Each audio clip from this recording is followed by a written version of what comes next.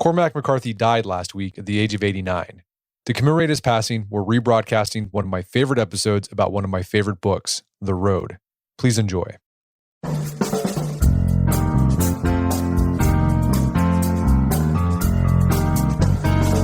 Brett McKay here, and welcome to another edition of the Art of Manliness podcast. Now, once a year, I read The Road by Cormac McCarthy. It's become this cathartic annual ritual for me. What is it about this novel that has such an impact on my soul and those of other readers? Who is the man who wrote it, and what was he trying to do with the story of a father and son struggling to survive in a post-apocalyptic landscape? For answers to these questions, I decided to talk to a foremost expert on McCarthy's work, as well as the literature of the American West in general. His name is Stephen Frye. He's a professor of English, a novelist in his own right, and the author and editor of several books about the reclusive philosophical author, including Understanding Cormac McCarthy. We begin our conversation with some background on McCarthy and a discussion of his distinctive style and themes and why he avoids the limelight and prefers to hang out with scientists over fellow artists. We then dive into The Road, and Steve unpacks what inspired it, as well as the authors and books that influenced it. We then dig into the big themes of The Road and how it can be read as a biblical allegory that wrestles with the existence of God. We delve into the tension which exists between the father and son in the book and what it means to carry the fire. And we enter a conversation with why reading The Road makes you feel both depressed and hopeful at the same time. And a spoiler alert here, if you haven't read The Road yet, we do reveal some of the plot points in this discussion. Also, why haven't you read The Road yet? Go out and pick up a copy today, read it. You won't regret it. Then come back and listen to this episode. After the show's over, check out our show notes at aom.is/The Road.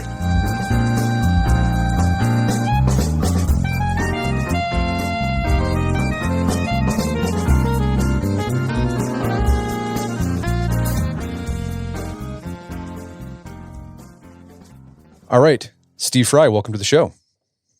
Thanks for having me, Brett. So you are a professor of American literature, and you spent a lot of your career thinking about and writing about the works of Cormac McCarthy, one of my favorite writers. How did you end up writing about Cormac McCarthy? Well, like a lot of folks, I encountered McCarthy first in 1992 with what most of us consider his breakout novel. That is All the Pretty Horses. He won the National Book Award for that one. And at the time, I was in graduate school, finishing up my doctorate. And what I was studying in graduate school was the 19th century, the frontier novel of the 19th century. But I was also pretty heavily involved in studying Melville and Moby Dick. And I had a parallel interest in the literature of the American West because I'm from the West. And a friend of mine just said, hey, you should read this author, Cormac McCarthy, who just won the National Book Award. So I did. I read All the Pretty Horses. And boy, I was just enraptured, certainly with the language, but also with the kind of philosophical portent and, the themes that were sort of jumping out at me. And so I moved back immediately and read Blood Meridian, had a similar response. It's a different book, a different response, but still I was enraptured with it. And then I kind of continued on, finished my doctoral program, became a professor, and was doing most of my work in the 19th century. And I just followed McCarthy through as the Border Trilogy came out. And just kind of a slow burn, just enjoying it. Wasn't what I was necessarily specializing in. But in sort of the late 90s, I went to a Cormac McCarthy panel. I presented on a Cormac McCarthy panel at the American Literature Association and met with some of the founders of the organization and sort of got involved with that group of folks and went back and read everything. And there's a real connection between McCarthy as a 20th century writer and the 19th century. Of course, in his first major interview with Richard Woodward in 1992, he said quite openly that his favorite book was Moby Dick. So I hooked into it at that point, and it's been almost 30 years now. So today I'd like to focus in on one novel, The Road. But before we do, let's talk about some background on McCarthy and what he was like as a child, as a young man, and kind of his themes and his style of writing. So let's start with his childhood. Where did McCarthy grow up? What was his childhood like? Were there any signs as a young man that he'd become one of the greatest living American novelists ever? Well, there were, but not particularly the signs that you might expect of a writer. He was born in Providence, Rhode Island, and moved to Knoxville, Tennessee when he was 4 years old. His father was a lawyer for the Tennessee Valley Authority. And of course, that was Roosevelt's project to modernize the region down in the South. This is Eastern Tennessee. He grew up in an upper middle class family, went to parochial school, and there's no real evidence that he was all that involved in reading. But he is quoted as saying that nobody in school really had that many hobbies, but he had all the hobbies that you could even name. And so there was this innate curiosity that if we look in retrospect, could manifest itself in all kinds of different vocations. But for McCarthy, that curiosity led him to reading a lot and then sort of incorporating and considering all that he's encountering as he reads in the things he writes about, particularly philosophy, theology, science, all these varied subjects. So no, there wasn't the standard, ambition to write when he was a young boy, but an innate curiosity that he, I think, just, is existed throughout his life. So as a young boy, wasn't much of a writer, wasn't much of a reader. He gets into college, it seems like he started just reading a ton. And that's when he started to write. What was his first works like? Well, they bear the marks of his later works. I've heard that he doesn't like the idea that people dig them out and read them, but he has two short stories that he published in the Phoenix, which was a school newspaper there at the University of Tennessee. That's where he went to school in two different stints. Actually, I should say that he went for a while to the University of Tennessee. Then he left and went into the Air Force and came back. And it's when he came back that he began writing. He wrote a short story called Wake for Susan, another short story called A Drowning Incident, and he won an award, a campus award for that. And that seems to have kind of got him going with writing. They have the same kind of rural settings, same preoccupation with the grotesque, with violence, with intense human emotion, abnormal kind of responses to circumstances, and also the same kind of lyricism and focus on language that we would associate with really all of his works. And when did he start experiencing popular and critical success as a writer? Well, really, he didn't experience popular success until 1992 with All the Pretty Horses, but he experienced critical success really in 1965 with The Orchard Keeper. His first editor was Albert Erskine, who was William Faulkner's former editor, and he got all kinds of, or at least a number of grants and scholarships and funding from the Guggenheim and the Faulkner Foundation. It was in 1982, in fact, that he won a MacArthur Genius Grant, which is, pretty big. You don't get much bigger than that. And yet his novels did not sell up until, I believe it was All the Pretty Horses. None of his novels sold more than 5,000 copies in hardback. So he was critically very accepted and very lauded, but not popular until All the Pretty Horses. So one thing that if someone who reads a Cormac McCarthy novel will notice that his writing style is very distinct. It's very different. For example, The Road has no quotation marks. Mm-hmm. So the dialogue is, you're just reading it, but it's kind of jarring at first, but then it feels normal and natural. Beyond that, like not using quotation marks, is there something distinct about McCarthy's writing style that you see in all of his works? And how do you think you developed that? Well, I think he developed it by reading a lot and writing a lot. That sounds glib and silly, but the fact is that's how you do it. And you said distinctive. It's utterly distinctive. And what characterizes it is, first of all, sometimes he's a minimalist. Sometimes his style becomes ornate. He does not use a lot of subordination.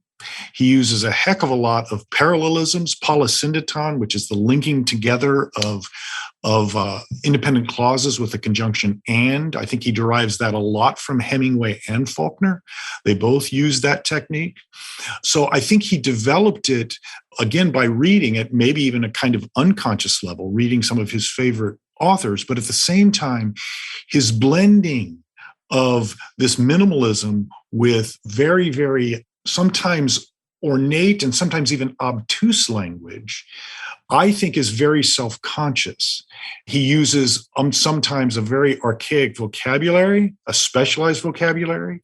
And I frankly don't think he intends us necessarily to be sitting there with a dictionary. I think one of the reasons why he might, if you don't mind, Brett, what I want to do is, if I could, I'd like to read a passage to explain. Yeah, that'd be great. Perfect. Okay, good. This passage comes from his second novel, which is The Orchard Keeper. And in this novel, an infant child has been left in the woods to die.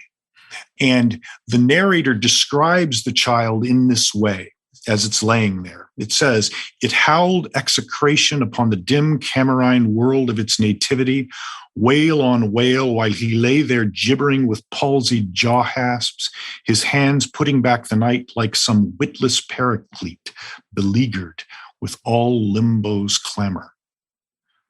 Now, that ornateness and that kind of language, I'm actually teaching that novel, or finished teaching that novel, to a group of graduate students. And one student called out that very passage, it's a very famous passage in McCarthy, and very politely, but reasonably asked, why not say it a different way? I don't entirely understand what he's doing. And so what I had the students do is I said, all right, let's do an experiment, a thought experiment. Why don't we try to translate that into a more understandable language?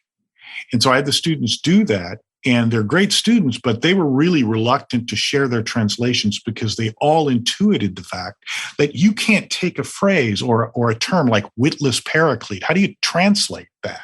Do you say unintelligent Holy Spirit? Because that's what it means, right? And yet that term, witless paraclete, really evokes a sense of mystery, strangeness, and a kind of metaphysical dread. He's untranslatable, and I think he tries to be. And part of it is to sort of evoke this sense of mystery and the strange. Okay, so his writing style, it's varied. It can be mysterious. It can be a mixture of plain spokenness with kind of an archaic language. That's his writing style. Mm-hmm. Let's talk about themes. You mentioned some of his themes earlier on, dealing with the grotesque, with violence. What else? What are some of the other themes you see pop up over and over again in McCarthy's works? Well, I mean, one of the things I would say about McCarthy is that he is a philosophical novelist.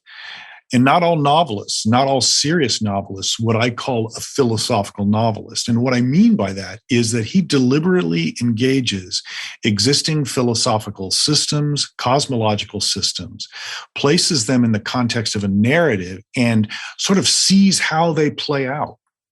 And of course, one of the biggest issues we confront in philosophy is metaphysics and the question of, does God exist? But more than that, I mean, not only does God exist, but what is God's nature? Does God care for us? Is God in any way anthropomorphic in his emotions? Is God just a cosmic joker, as Melville pondered? So metaphysics and the question of our relationship to the divine or lack thereof is central to his works.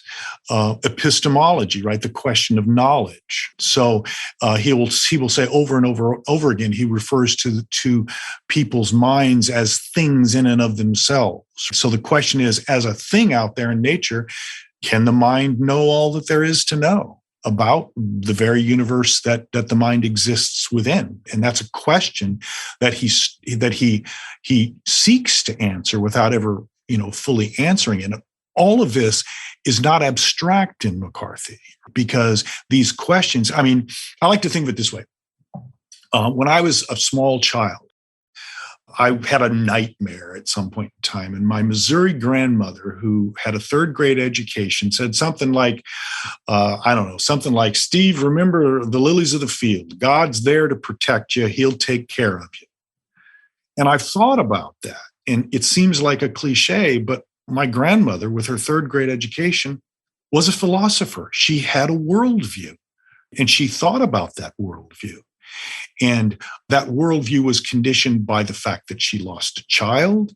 It was part of how she coped with that. That's what McCarthy's about. It's about taking philosophical ideas, placing them in narrative, and in doing so, seeing how those ideas shake out in the lives of people. And so metaphysics and epistemology, but then he confronts us with something fundamental, and that is that we exist in a violent world. How does that experience, how should that experience condition how we think about meaning, purpose, and value? And in the midst of all of that, we see this especially in The Road, there's this emphasis on human community and brotherhood and paternal love, those kinds of things. Well, going back to this idea of the exploration of violence, one of the things that always strikes me about McCarthy and his treatment of violence, you read it and it's very jarring, but at the same time, you read it and you're like, well, there's nothing, he's not really grotesque about it, but for the way he's able to use language, you feel like in The Road, he doesn't get really detailed in the gory details too much, but you're left with the impression, you also see this in No Country for Old Men, you're left with this impression like, boy, something really bad just happened, and you you feel it viscerally. Mm-hmm. Oh yeah, that's true. I think I've listened a number of times to, he's got an interview, or he does a 3-way interview with Werner Herzog and another scientist. I don't remember the scientist's name.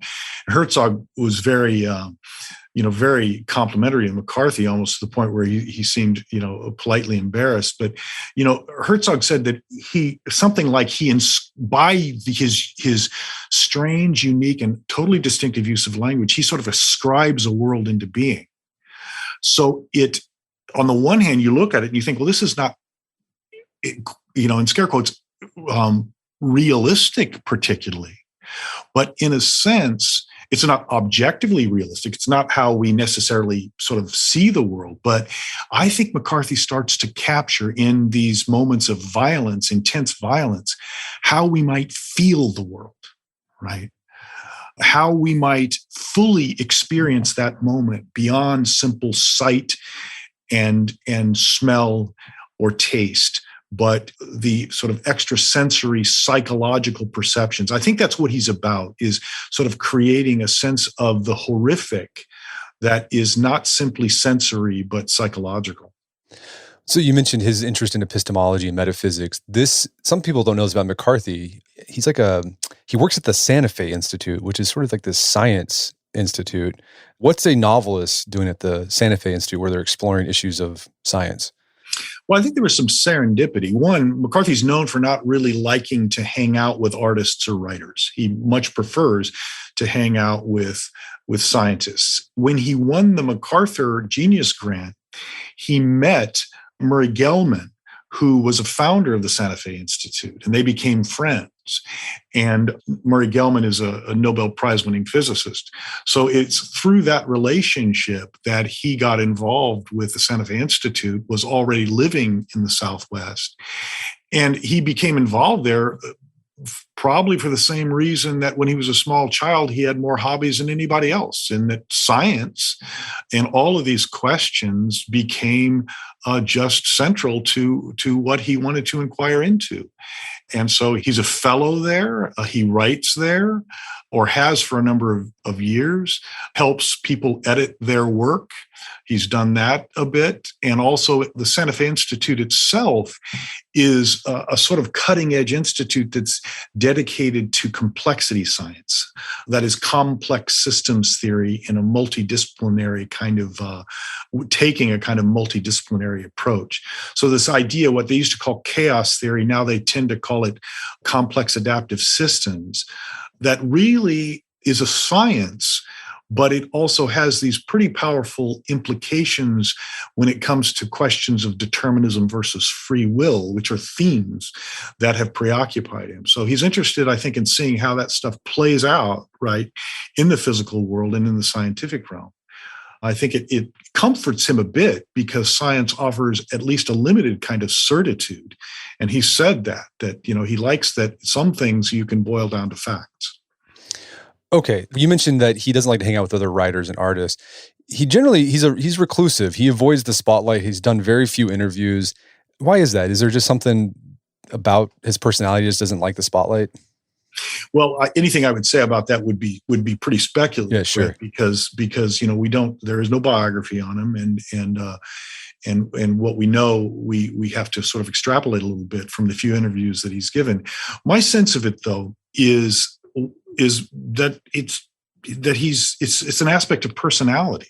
Some people just don't like the spotlight. Some people don't like to speak publicly. Some people just revel in that. And there's a sense that he doesn't care for that kind of celebrity. But I also think that there's a strong sense that too much celebrity and too much engagement with other people who are commenting on your work can have a corrosive effect upon the work itself. And I think my sense is that he is a consummate artist. As much as he doesn't necessarily want to hang out with other ones, he's utterly uncompromising in his commitment to his art. And was, again, he was in his 60s before he really started, making any real money at it, and yet maintained that commitment.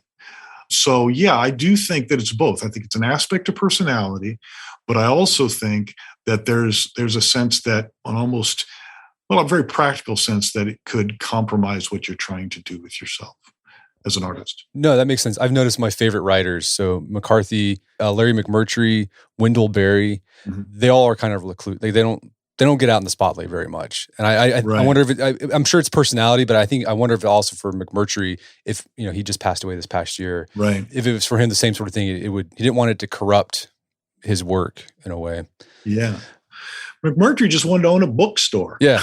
Right. In two places. And he was, very popular in terms of having his novels adapted into cinema and really fine films that came out of McMurtry's work. But still, I think there was kind of the same thing with McCarthy, a sense of I'm doing something that I know what I'm doing, and I should not compromise it by too much chatter. We're going to take a quick break for a word from our sponsors. And now back to the show. All right, so let's dig into The Road, because this is my favorite novel, and I think it's a great, if you have never read Cormac McCarthy, it's a great one to start out with. It's it was turned into a movie. It came out in 2006. General plot is that there's a nameless father and a nameless son traveling through a post-apocalyptic landscape in America, somewhere in the Southeast, and they're just trying to survive. Do we know what inspired McCarthy to write The Road? Was there something that happened to him? Well, he tells us actually in his one TV interview, and if I'm recalling it, I think I'll get the outlines of it pretty correct, that he was with his young son at the time. He had a son late, John Francis, who was probably 8 or 10 years old at the time.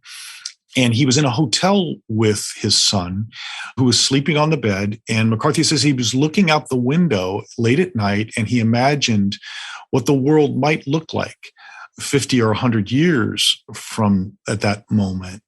And that, I think, standing between his son and that idea inspired The Road, which he wrote fairly quickly. It didn't take him that long. So that moment is part of what inspired him. But I think clearly what inspired him at a deeper level is having his second son at that age in a time when it seemed to have a pretty profound impact on him. And how is The Road similar to McCarthy's previous works, and how is it different? Well, stylistically, it's somewhat different. I think that McCarthy's associated with a kind of ornate style, or at least that's what people comment on when they look at his earlier works. If you look at those works, you see a kind of minimalism there too in different places. But The Road is much more overtly minimalist and much more conscious of the legacy of Hemingway. There's even a couple of places in The Road, one where the father recalls a time where a cat is sheltering under a table or something. And that recalls Hemingway's Cat in the Rain. The father recalls a moment when the boy is being born, and the narrator in The Thoughts of the Man says, her screams don't matter, or something to that effect. And that is a direct reference to Hemingway's Indian Camp. So you have this minimalist style. And I think the more ornate, more, I suppose, the more archaic style is a smaller percentage of The Road. So stylistically, it's actually very different. But I think in so many ways, The Road is a culmination of the kinds of things that he's been thinking about all the way since 1965. And the kind of things that many or most of us think about as we sort of go through a life, Yeah, so you mentioned the influence of Hemingway. McCarthy famously said, books are made of books. Besides Hemingway, were there any other authors of books that influenced The Road? Well, of course, McCarthy in general, his favorite book is Moby Dick, which he reads quite consciously, or I think quite often. But I think, and many folks haven't talked about this, McCarthy mentions his admiration for Dostoevsky. And we have to remember that The Road was written roughly at the same time that McCarthy wrote The Sunset Limited, that is his play. And Dostoevsky, of course, was an Orthodox Christian writer, but coming out of an existential tradition. And I think that the brothers Karamazov is a pretty direct influence on The Road. And in the brothers Karamazov, you have two brothers that debate the existence and the nature of God. Ivan, the atheist, says he will not believe as long as one child suffers. And Alyosha really doesn't have a response to that except to try to live a good life. And I think that basic question, that basic dynamic and concern is at the center of this novel, which is very much about a child who is suffering. So yeah, Dostoevsky and the brothers Karamazov, I think in particular. So let's talk about themes. What do you think are the big themes in The Road? Well, I think it's a book about that's asking that fundamental question: does God exist? If God exists, what is my relationship to him? I think, and I should credit a friend of mine and a fellow scholar, Alan Josephs, who wrote an article called "The Quest for God in the Road." He published it in a collection of essays that I edited, the Cambridge Companion to Cormac McCarthy, and he actually teases out all of the references to God and to godlessness and demonstrates through this detailed textual analysis that the novel weighs, in a way that other McCarthy works don't, weighs in the direction of a belief in not only God, but something on the order of a Christian God that is beneficent. And I think struggling with that question and tentatively resolving that question very tentatively is, I think, the central theme that it is about. And the thing of it is that McCarthy's unsentimental about the question.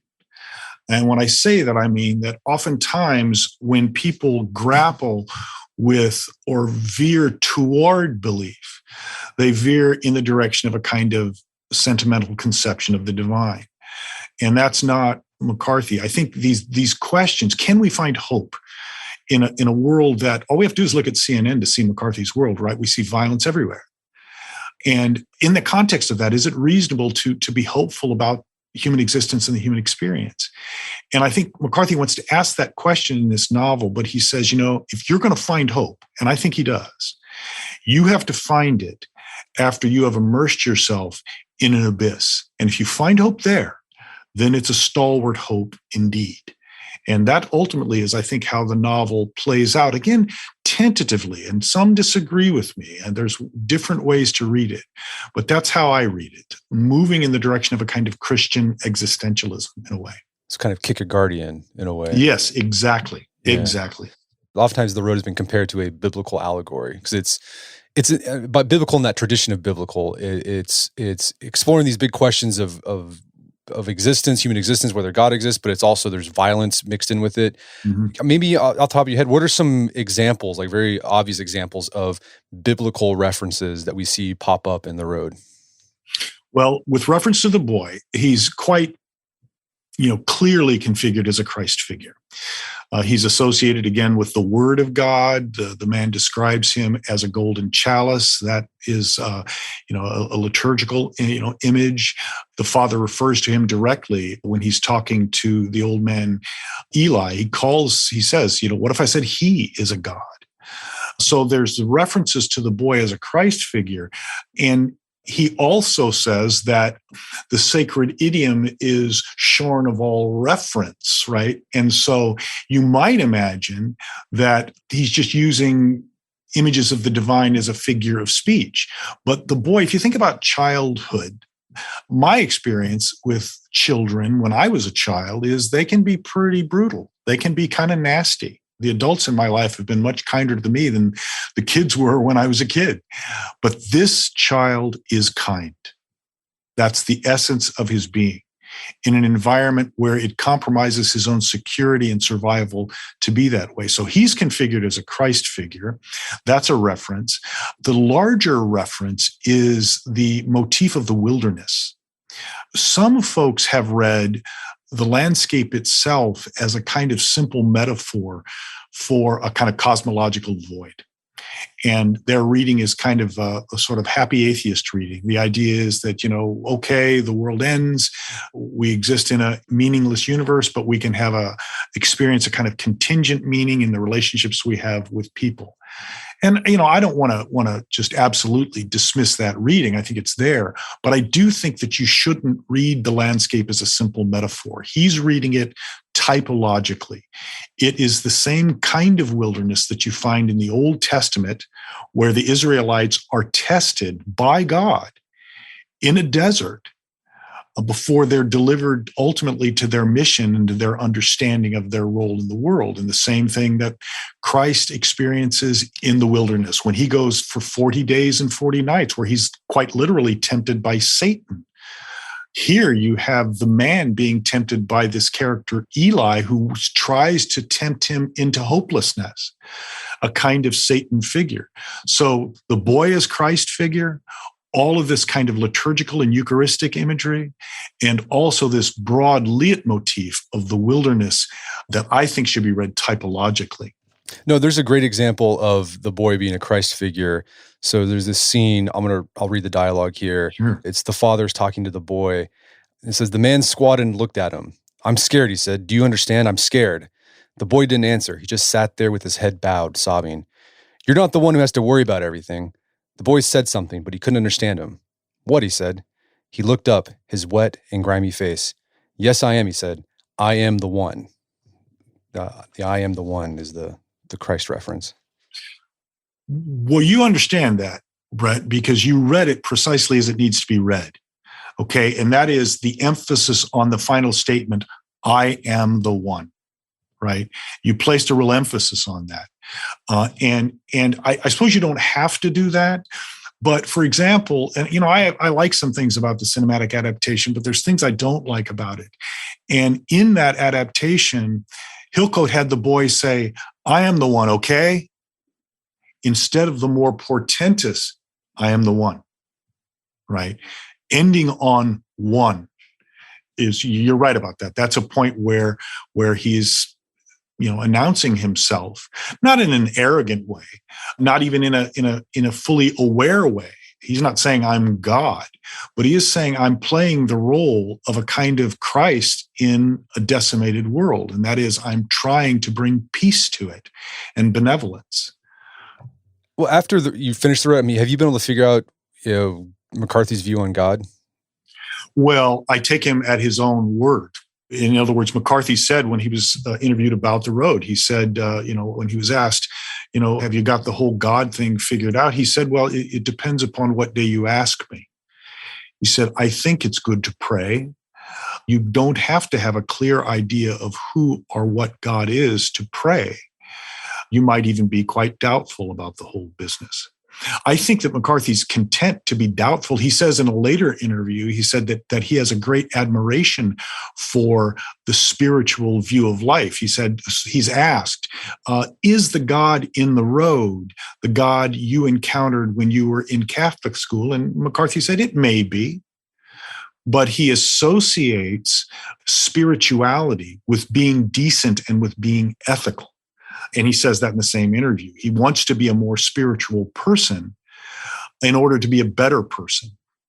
So I do think McCarthy's content to sort of embrace what is genuinely our existential condition, which is we simply don't know the answer to that question in any kind of a solid or empirical way. We can take various leaps of faith, but ultimately they are leaps. And he's content to rest in that uncertainty, but he has a real sympathy for a theistic view of the world. Now, again, he experiments with ideas. And I think he's experimenting with a kind of Christian existentialism in The Road. But he's experimenting with Gnosticism in Blood Meridian and other things in other books. So what I would say is I would attach the term heterodox to McCarthy with respect to the God question. Well, and it seems too, something he does with this book is that he finds the divine in the relationship between the Father and the Son. And it's almost this relationship between the Father and Son, it's almost it's a materialist spirituality. Mm-hmm. Because like it's just, you see over and over again the Father, holding the boy, wiping blood off and gore off the boy's head, the boy pleading out for the Father. And so it's a very visceral, very grounded in nature thing that's going on, but there's also it's tinged with spirituality at the same time. Well, no, you're totally right. I mean, that comes, I think, pretty clear toward the end of the book.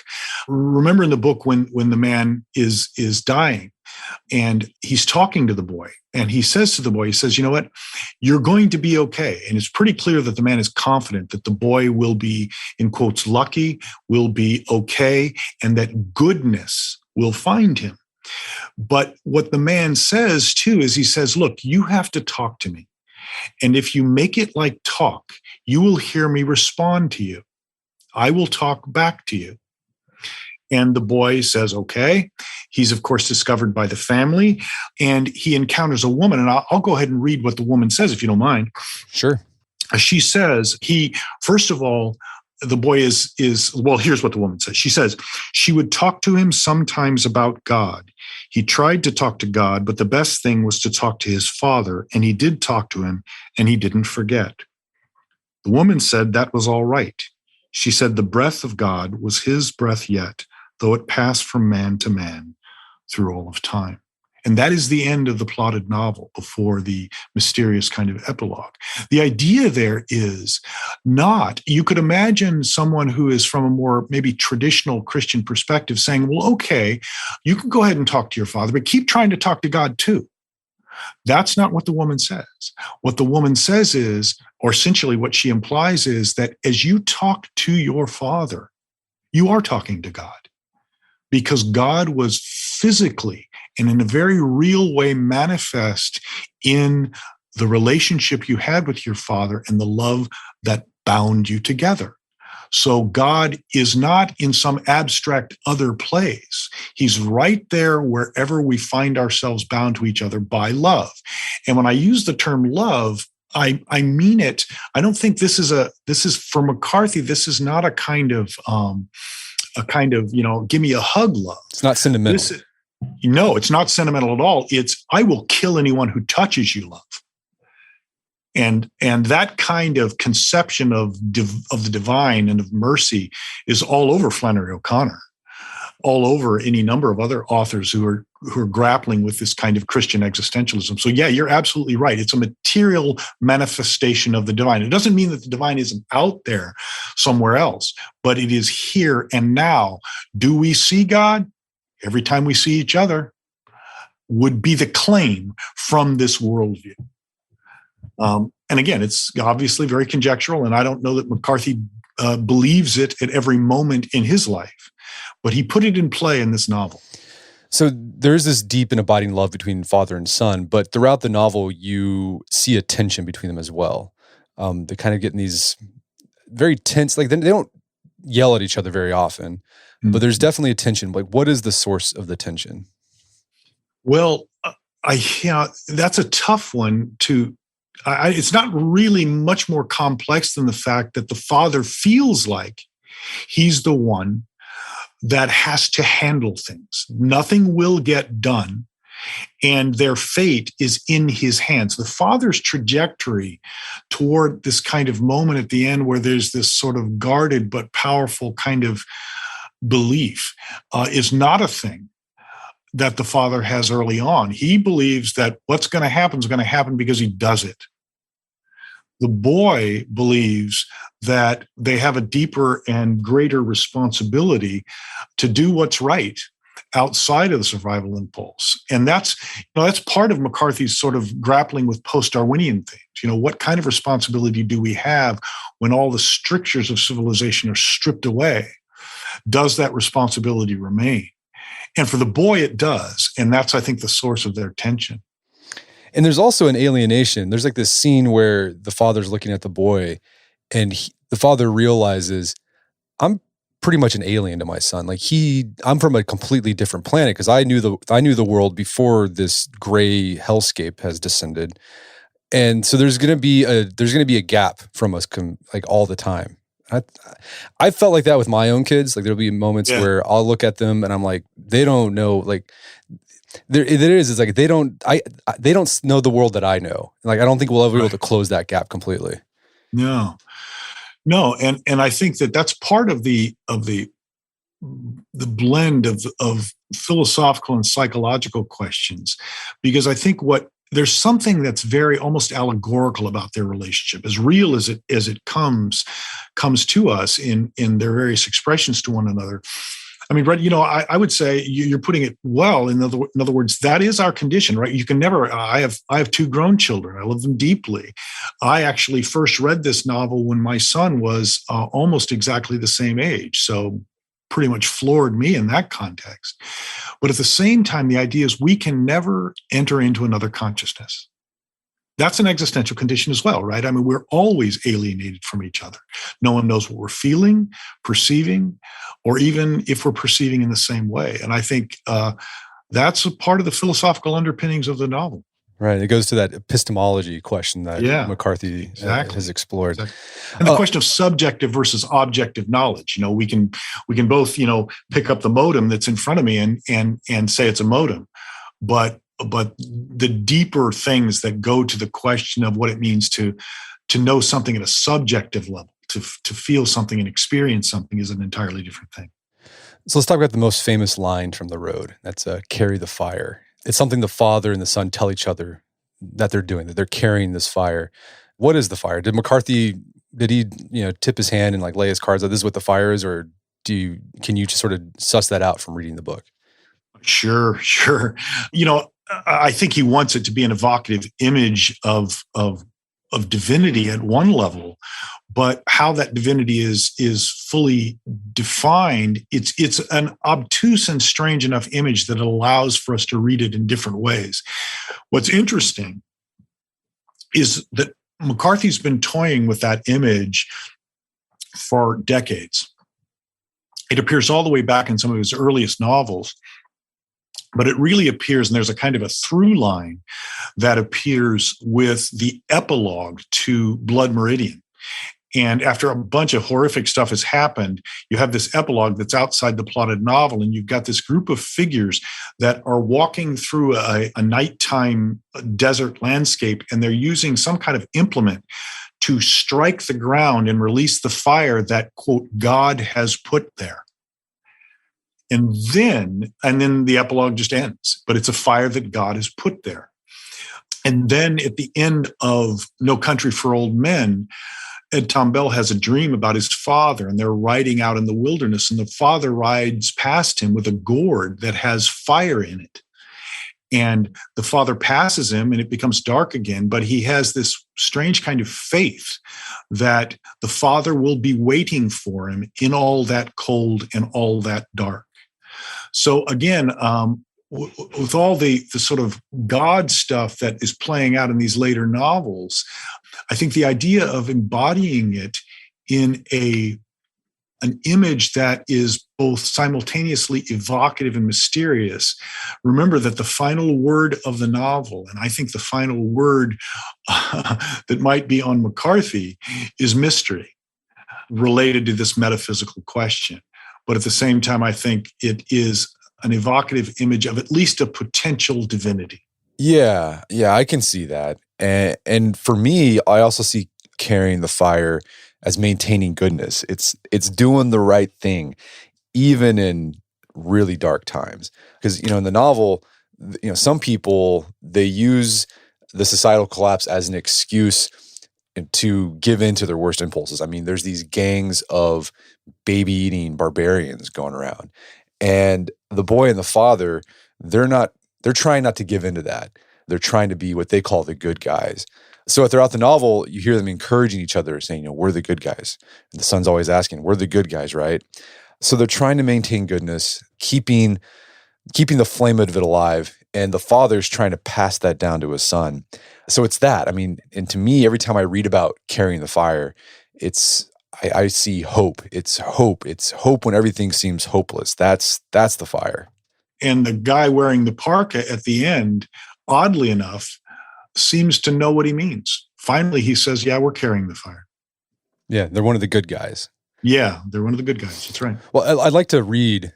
It's my favorite scene. And every time I probably will start bawling like a baby after I read this, but it really sums it up. It's at the very end. The father's dying. He's got, sounds like tuberculosis, some kind of lung problem. Mm-hmm. And he's talking to his son. And the son says, I want to be with you. You can't. Please. You can't. You have to carry the fire. I don't know how to. Yes, you do. Is it real? The fire? Yes, it is. Where is it? I don't know where it is. Yes, you do. Sorry. It's inside you. It's always been there. I can see it. Just take me with you, please. I can't. Please, Papa. I can't. I can't hold my son dead in my arms. I thought I could, but I can't. You said you would never leave me. I know. I'm sorry. You have my whole heart. You always did. You're the best guy. You always were. If I'm not here to talk, if I'm not here, you can still talk to me. You can talk to me and I'll talk to you. You'll see. Okay. Sorry about that. No apologies necessary. I've had that response a number of times myself, especially the first time that I read it. And that is it's a moment that anyone who loves anyone, whether it's a child or whoever, is going to be, affected by that moment.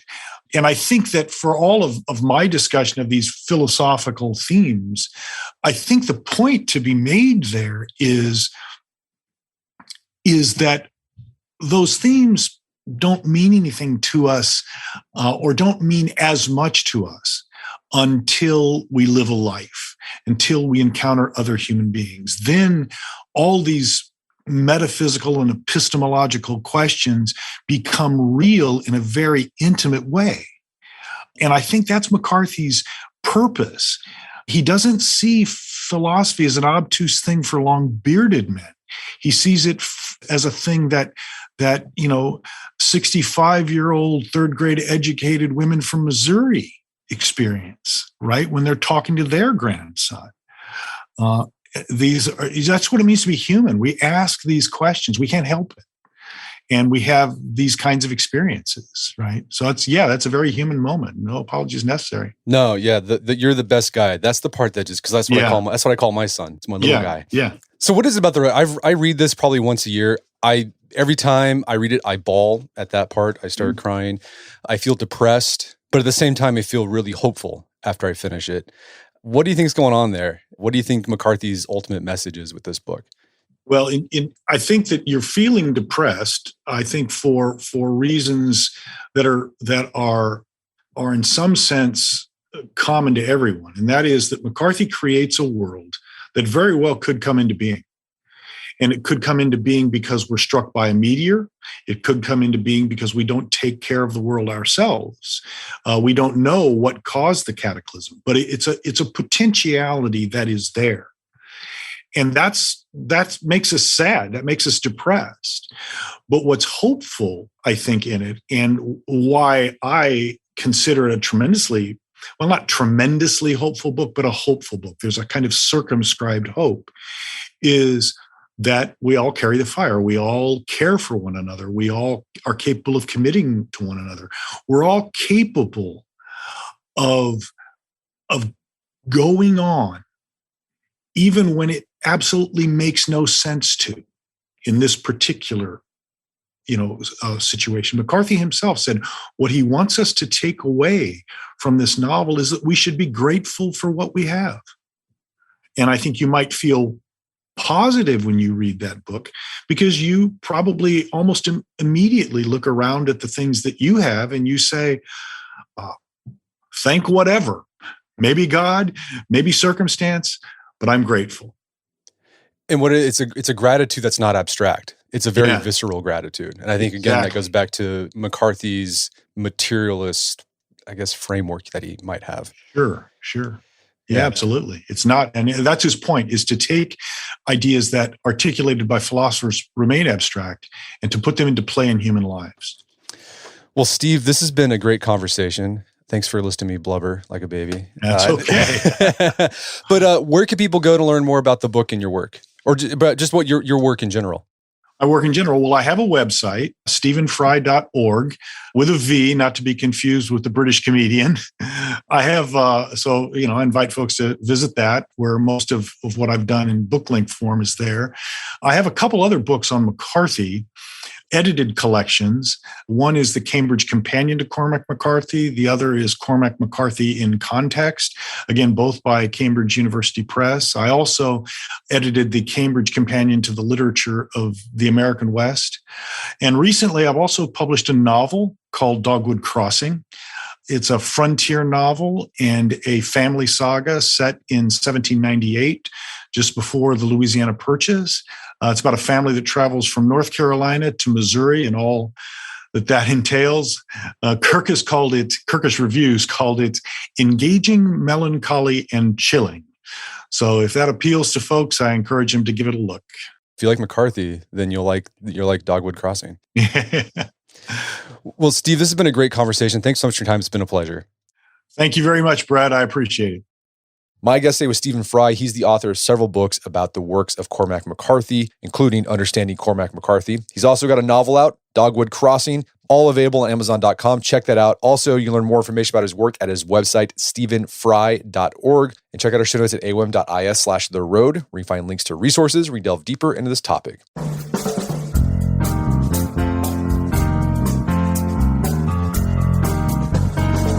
Well, that wraps up another edition of the AOM podcast. Make sure to check out our website at artofmanliness.com, where you find our podcast archives, as well as thousands of articles written over the years about pretty much anything you can think of. And if you'd like to enjoy ad-free episodes of the AOM podcast, you can do so on Stitcher Premium. Head over to stitcherpremium.com, sign up, use code manliness at checkout for a free month trial. Once you're signed up, download the Stitcher app on Android or iOS, and you can start enjoying ad-free episodes of the AOM podcast. And if you haven't done so already, I'd appreciate if you take 1 minute to give us a review on Apple Podcasts or Stitcher. It helps out a lot. If you've done that already, thank you. Please consider sharing the show with a friend or family member who would think we get something out of it. As always, thank you for the continued support. Until next time, this is Brett McKay, reminding you to all listen to the AOM podcast, but put what you've heard into action.